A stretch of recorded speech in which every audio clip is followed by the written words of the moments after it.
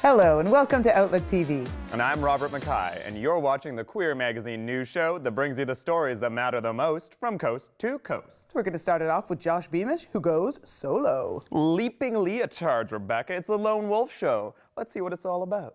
We're at the Annex Theatre in downtown Vancouver, where tonight Joshua Beamish is going to be performing The Lone Wolf, which is a solo performance of dances that are being choreographed by him and two of his associates. Let's go meet Joshua.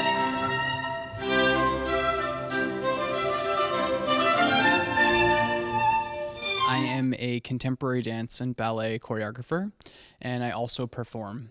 And so I will create anything from a range of productions for major ballet companies with large casts to solo works like what you would see tonight that I perform myself. And then I've also worked in film and television as well.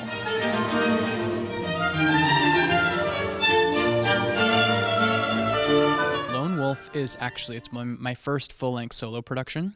So I've performed short solos for galas or events, but I've never done a full evening of just myself performing.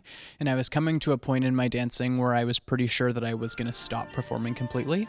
And then I was touring with this woman from New York City Ballet, Wendy Whalen, but working with her and performing with her reignited an interest for me in being on stage myself.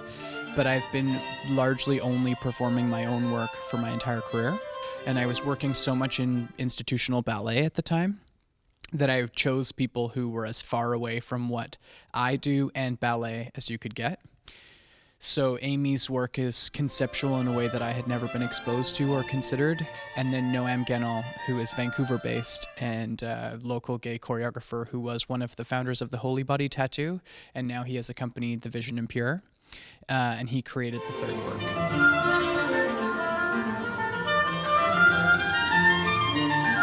Then my work is doing things that are virtuosic in a sense of what male ballet dancers would typically do, but then a lot of the movement is more sensuous in what might typically be danced by a woman. So there's a lot of movement of like my shoulders or hips.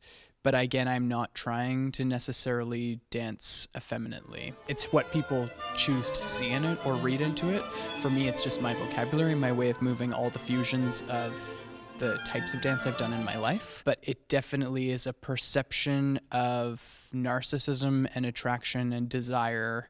And for me, those feelings are all related to men. So obviously, I think if you're a gay man in the audience watching it, then I think the piece is very gay.